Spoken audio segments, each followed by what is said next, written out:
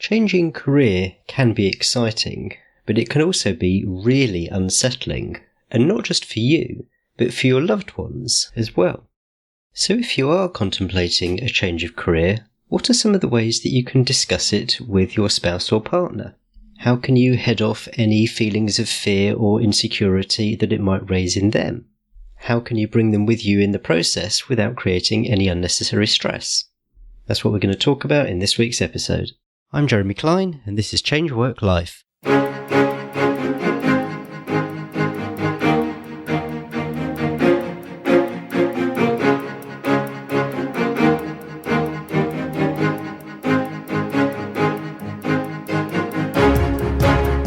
Hello and welcome to Change Work Life, the show where we're all about beating the Sunday evening blues and enjoying Mondays again. If you want to know how you can enjoy a more satisfying and a fulfilling working life, then you're in the right place. Change can be unsettling. If you've been thinking about changing career or perhaps you're mid-change, there are probably times when it's all become a little bit stressful. There are lots of uncertainties around future pay, going back into education, or even just the general fear about whether or not a change is going to work out. But change isn't just unsettling for you. It can also be unsettling for your loved ones, spouse or partner. So if you're going through a change, how can you prevent it from putting a strain on your relationship? How can you discuss it with your loved ones in a constructive way and help them through their own fears? That's what we're talking about today, and I'm delighted to welcome this week's guest, Yosef Lynn. Yosef is a coach who helps individuals flourish in their career and couples take their marriage to the next level. He's the co-author of Not a Partnership, Why We Keep Getting Marriage Wrong and How We Can Get It Right. Yosef, welcome to the podcast. Thank you so much for having me. I really appreciate it. It's nice to meet you. And you too. You often come across career coaches and you often come across relationship coaches, but you don't usually find someone who does both. So tell me how that happened. So it's interesting. I've spent basically about the past 2 decades immersed in both of these topics. What I find is that, especially in our world today, is that these two areas of our life are so intermixed with each other. And, people don't realize it so much, but it's so amazing to see that when a couple has an amazing marriage, that how that impacts the professional parts of our life in such an awesome way, and it allows us to thrive that much more. And even when things don't go so well with certain, work endeavors, it allows us to be that much more resilient when we feel like our major relationship is solid and really strong, and vice versa.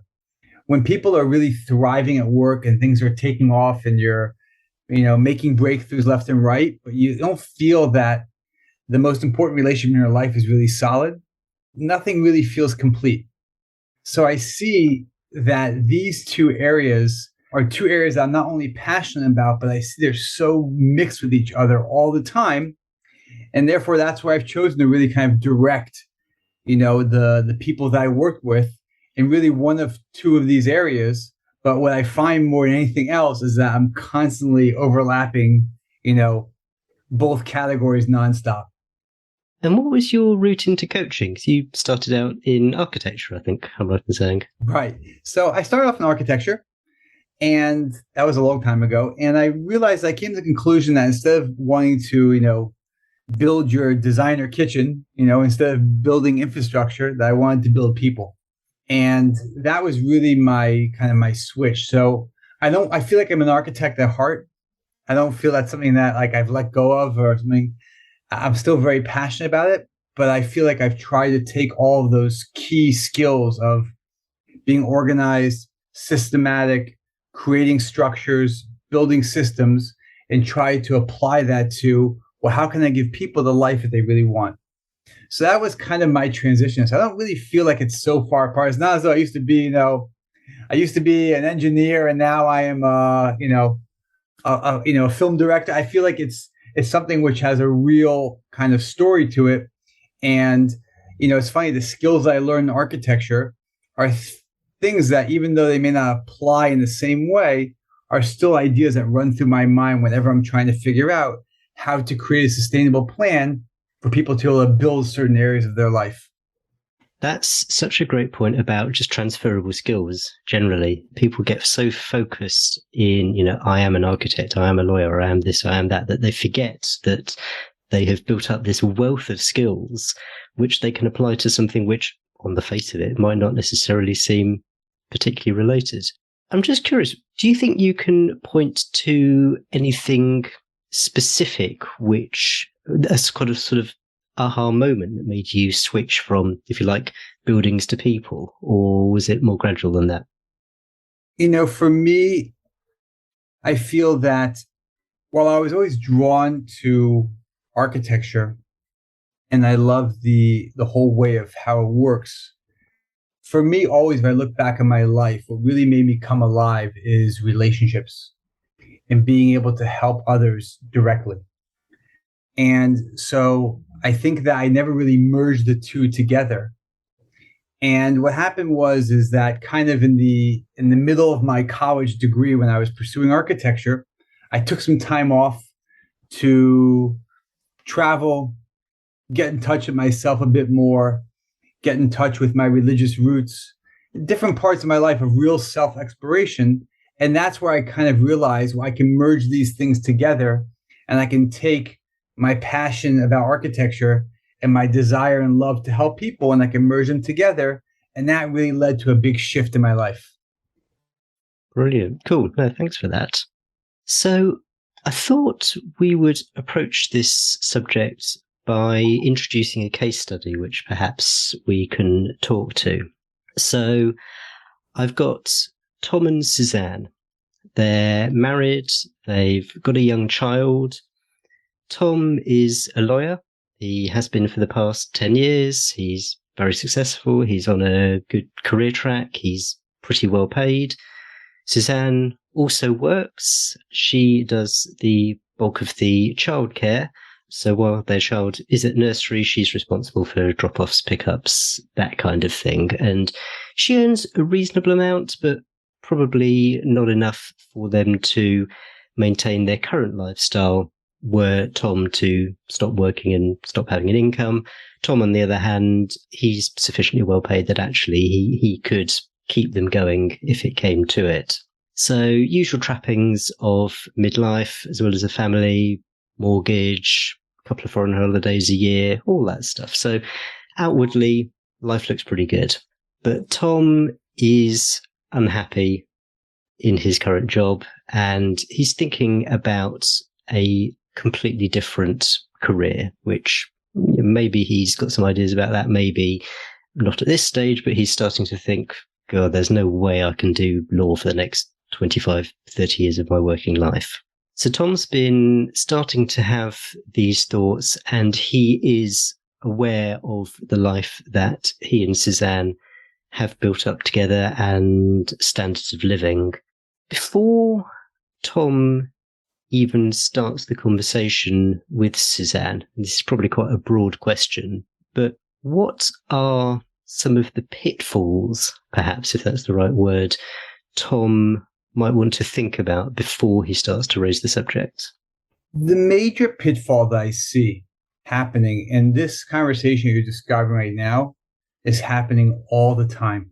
And it's amazing how many people that I've spoken to that are just in the exact same situation that you're describing right now. I hope that would be the case.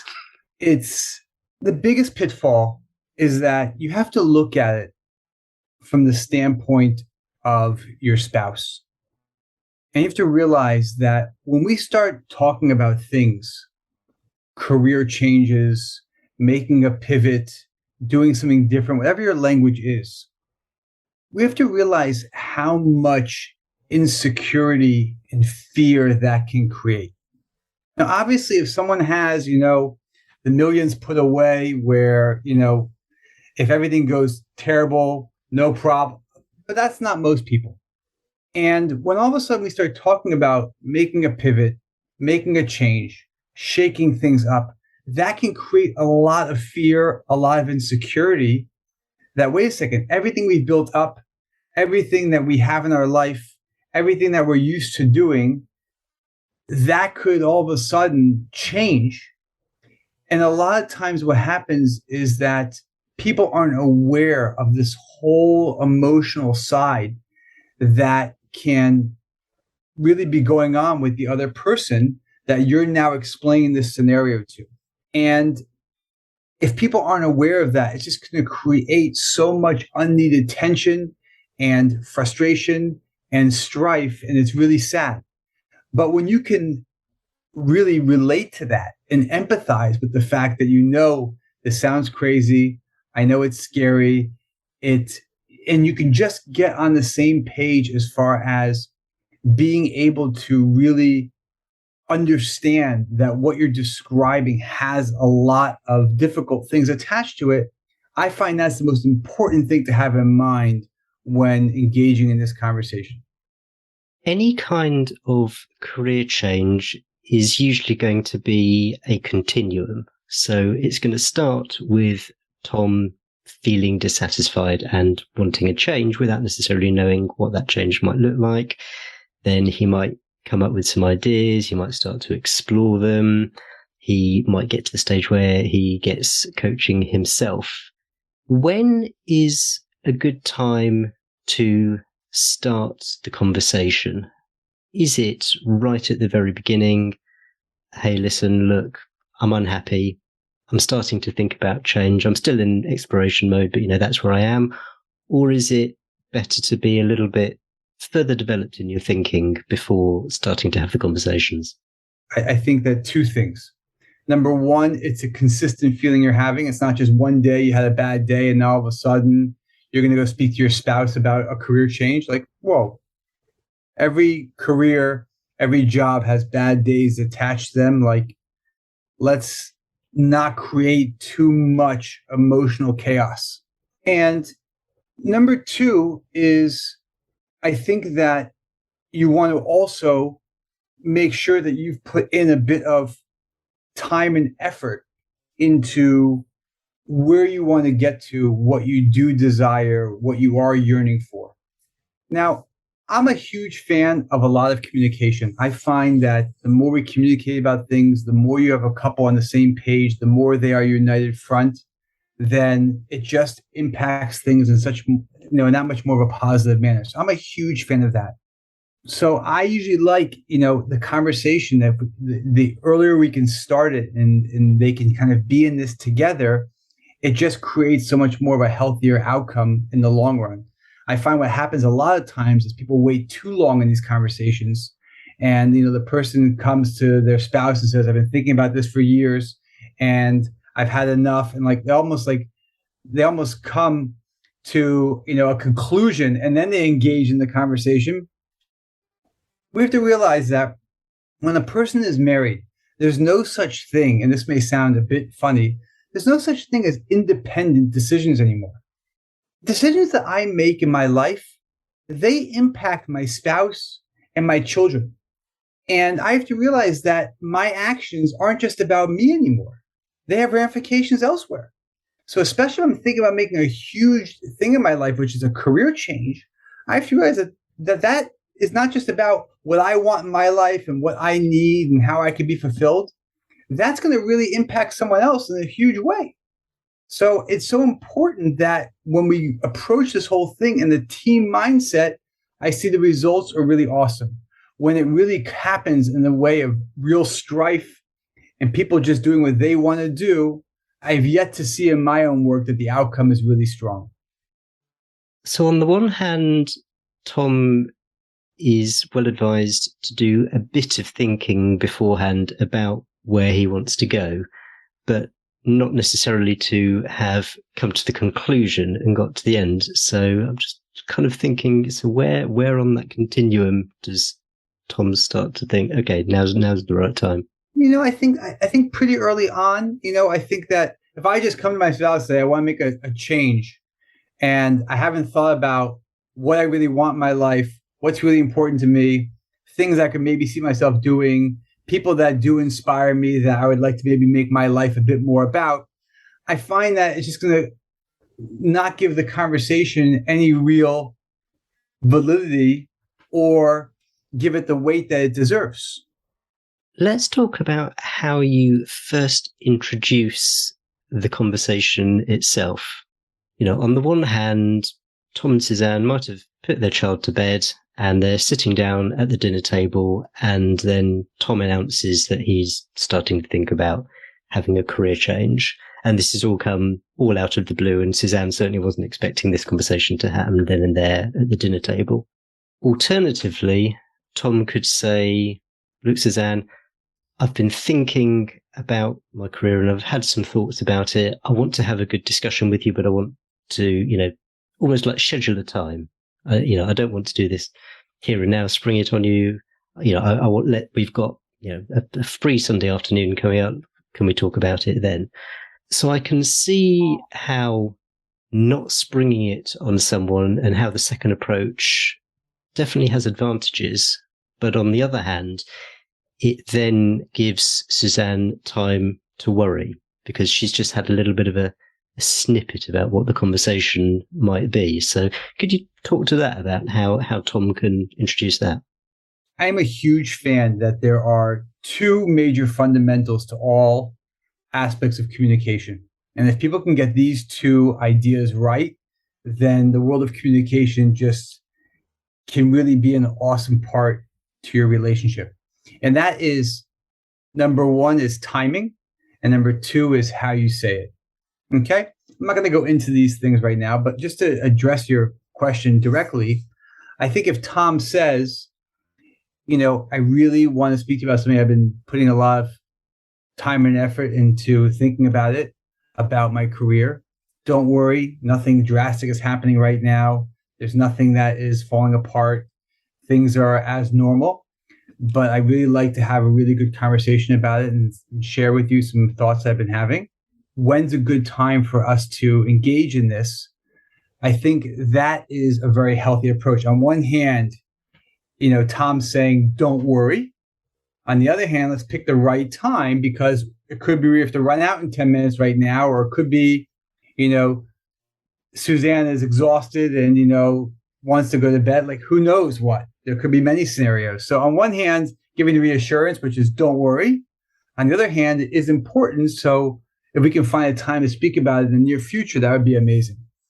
I can definitely speak to that from personal experience. I think when I first had a conversation with my wife that I was thinking about my own change, and I literally just sort of marched into the living room. She was, I think our daughter was having a nap, so she was having a bit of a rest. And I said, I need to talk to you about this. I'm thinking about changing career. Let's just say, I wish I'd spoken to you first.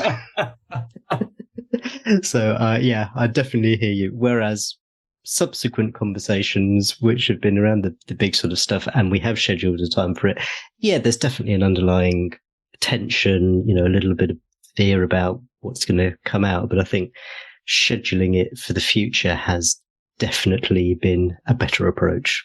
So they've reached the appointed hour, and Tom now wants to open the conversation. What are some good ways? What are some bad ways that he can go about this? Well, I think what's important is I think that you have to give that introduction, which is really about, I know this is a huge thing. I'm not looking to do anything which is going to impact our family in a negative way. We're in this together. I realize my decisions affect you. Like, I think getting the team together, speaking about the fact that we're going to make this happen, as a united front. I think that's the most important thing here. This is not Tom just, telling his wife, here's what I'm doing, and, buckle up and get ready for the ride of your life. I think it's much more about, let's just get on the same page here as far as I realize the impact of this decision and the life that we have, and understanding that as I'm beginning to speak about these various things. So I think that's the initial thing that has to happen. I think once you engage in the conversation, I think that what's very important for Tom to express is really, there's two things. The first thing is about how his work is impacting his life in a negative way. why is this something that I'm thinking about all the time? Why am I really unhappy? How is this playing out in my personal life? I think it's important that he's able to bring, Suzanne into the pain of what he's doing, of what's really going on in his life. And number two is I think it's important to then speak about, well, what he dreams about happening. Like, where do I dream to get to? I want to be in a work where I'm more inspired, which has more meaning, which connects to people, where I'm using my strengths. But let's give a bigger vision as far as where we want to get to, what I desire, what my, end goal is here. And it doesn't even have to be that specific, but I think that just showing and describing the passion and desire that what you have for something else, I think is such an important part of the process when we kind of speak about that end goal, as far as what does that change really look like if it does happen. Now, obviously, okay, so you start with, on one hand, the pain. On the other hand, let's get to the end goal, desire of where I want to get to. Okay, now there's a whole world of, okay, what are all the details? Where are we actually going? What is the next move?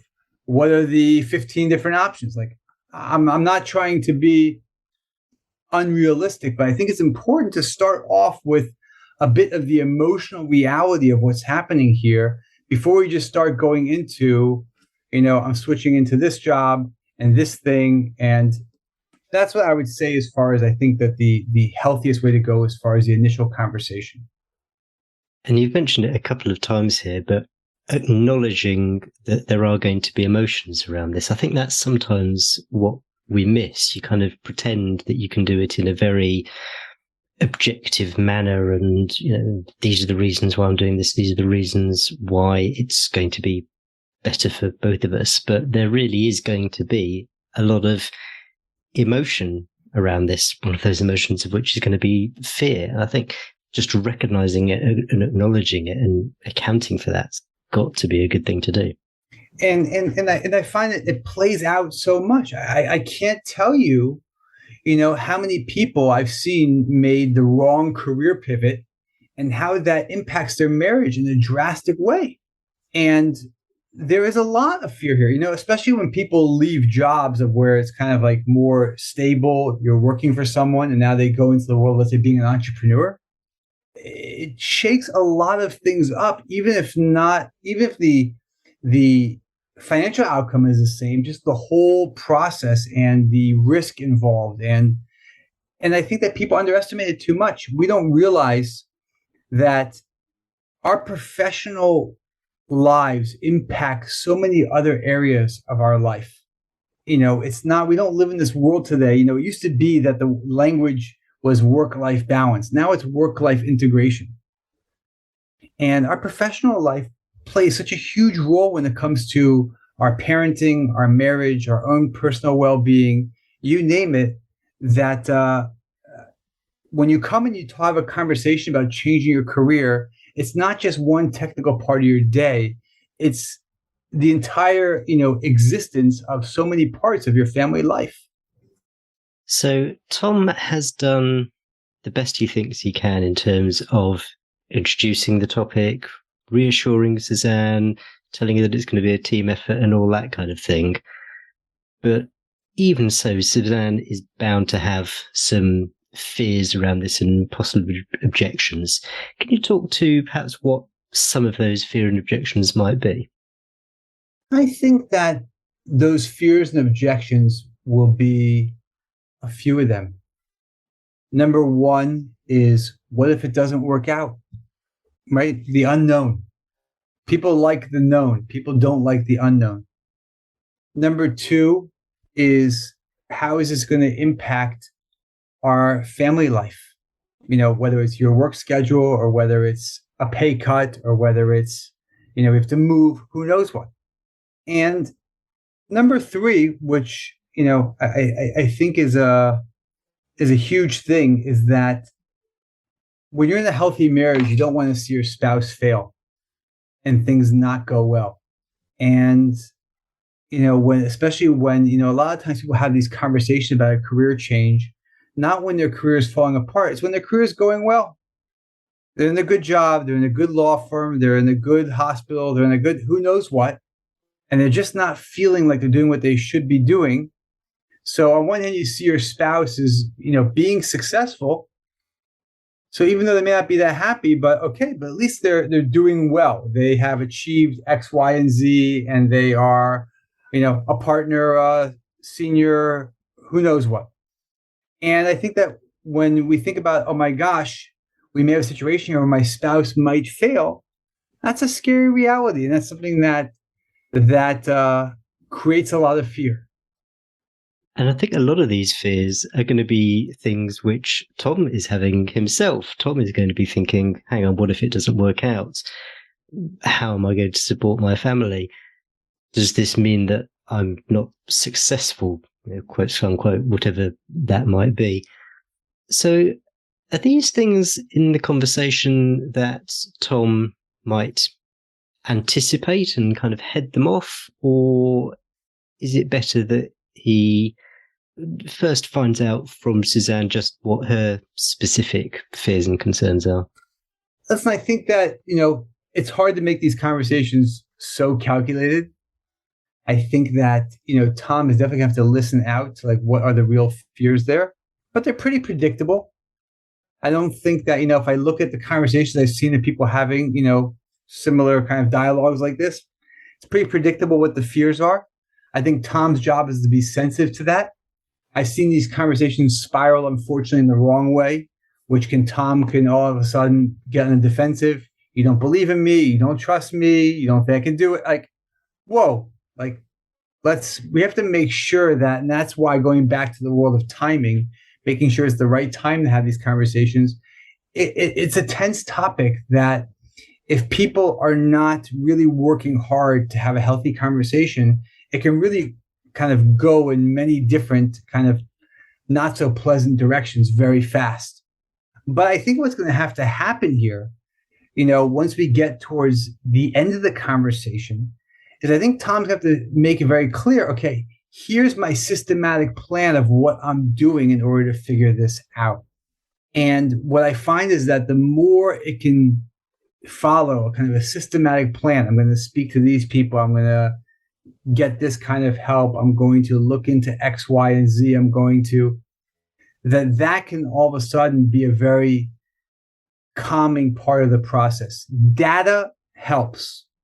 And when I feel the person's making a decision where they're getting outside help, they're collecting data, they're not doing anything which is just, with an emotional kick behind it, that creates a lot of security in any sort of real career change. And Suzanne can help there by suggesting things that maybe Tom hasn't said he's going to do or hasn't thought about. So, coming back to my example, when I said, I'm looking to quit and start my own business, my wife basically said to me, I think you should get some coaching first. And I'd kind of heard of coaching, but it wasn't in a real definite, yes, I should get some coaching. But boy, was she absolutely right. I mean, that was, the first thing I did, and that was absolutely pivotal in my journey. I want to talk a little bit about how the situation might evolve. Because as I mentioned at the start, this is likely to be a continuum, and things might happen which develop Tom's thinking. So maybe he gets his own coaching. He starts having conversations with other people, which either attracts him to something or repels him from something. How often does he and Suzanne check in on this kind of thing? Because at one end, you've kind of got, constantly talking about it, saying, I've done this, I've done that, I've done the other, which might become a bit wearing. Maybe Suzanne's going, okay, I don't need quite so much information about the inner workings of your mind at every stage. At the other end, Tom has gone from X to Y, and internally, he has gone through lots and lots and lots of different thought processes, and it kind of makes sense how he's got there. But Suzanne hasn't been party to all that. And so Tom's saying, I'm going to do Y. And she's going, well, hang on a minute. A few weeks ago, you said you were doing X. What's going on? Can you talk to that? I suppose, how often you check in on these sorts of things and keep each other informed on progress? So I think a few things. Number one, to talk about it nonstop is too much. I find that can sometimes create more frustration and more insecurity.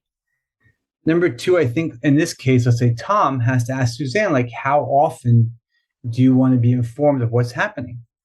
Because Tom's making huge decisions that are going to impact Suzanne. So he's got to find out, okay, like how often? She may say, you know what, let's sit down, at night before we go to bed, or let's, make a date once a week and you'll catch me up on where things are up to. Don't know.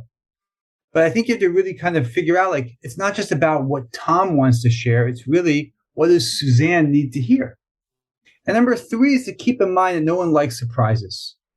So if all of a sudden, here I am talking about, I want to be a lawyer, and, all of a sudden I throw out the idea, and 2 weeks later, now I'm looking into medical school, like, whoa, that creates a lot of insecurity in the process when I don't see how you got from one thing to another. So I think it's important just to be aware of that. Like sometimes people, speak about a career change and they want to do this, and now it's not discussed again till like 15 stages later. And this new plan is totally different than the old plan. And whoa, and that creates a lot of chaos. It does sound like it's going to be a certain element of trial and error between the keeping someone too involved and not involved enough.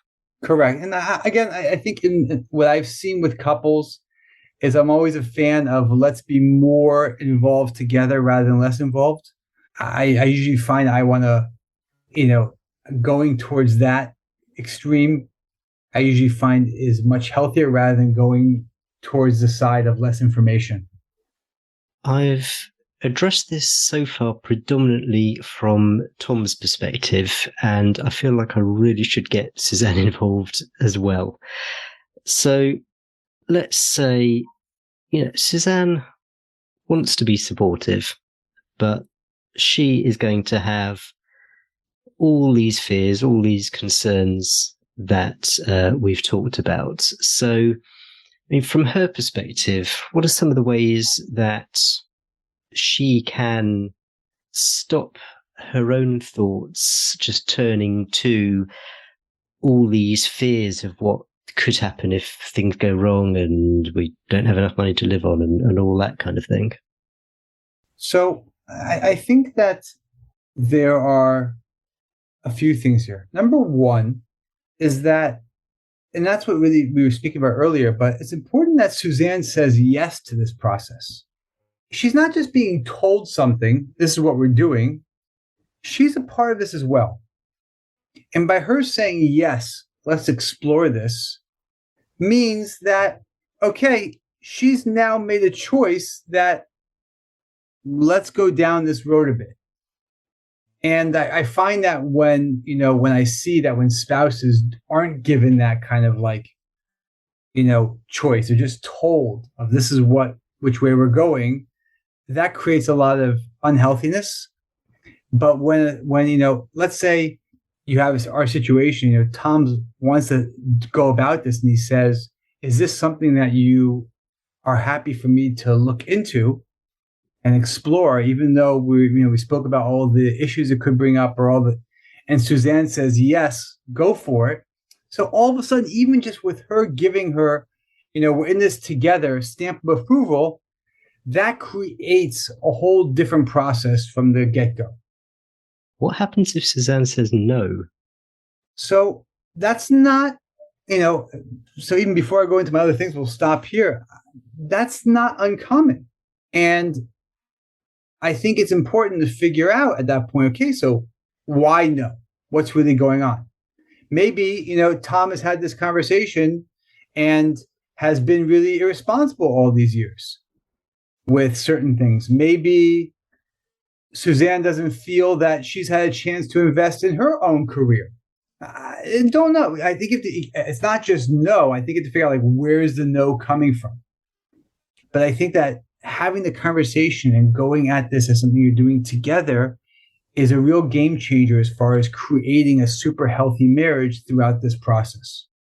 Fantastic. Thanks for that. Sorry, I did interrupt you, but I had to ask you that question. Second thing is I think that Suzanne needs to be honest with herself as far as what she needs from Tom in order to help her feel more secure during this.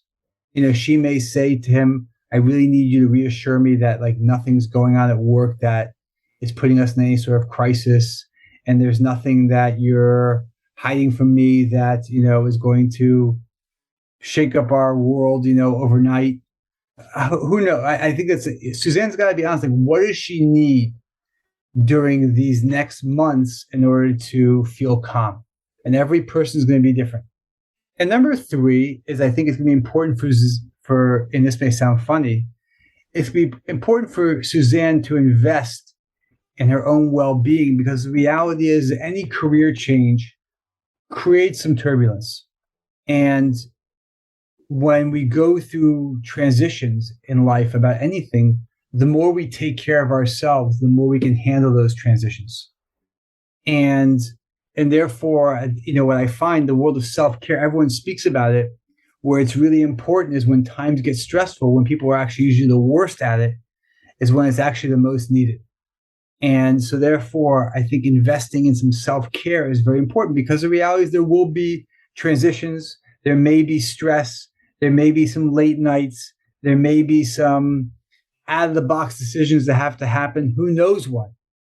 So the more that Suzanne is in a good place where she can handle the instability, that will be a very helpful part of the process. It strikes me as we've been talking that if either Tom or Suzanne came to you and said, Yosef, we've got this situation here, I'm not quite sure how to handle it, help me, then your advice to both of them could actually be quite similar. I mean, there's no reason why Suzanne needs to be anything approaching passive in this kind of thing. She can proactively say, okay, well, this is what I need. This is what I think we should do. This is how often I think we should have conversations. This is what I'd like to hear. In the same way as you might say to Tom exactly the same thing. 100%. And a lot of times it may be, if I have a couple where they're going through a big change as far as their career is concerned, I may spend a lot of time with, let's say it's, Tom is making the career change and Suzanne is, just trying to be supportive, but she feels insecure or it's really difficult for her or she's scared. I may actually spend a lot of time not dealing with Tom as far as his career change, but dealing with Suzanne because she really needs support. And how can we go through this in the best way? And where does she feel like it's stressing her marriage?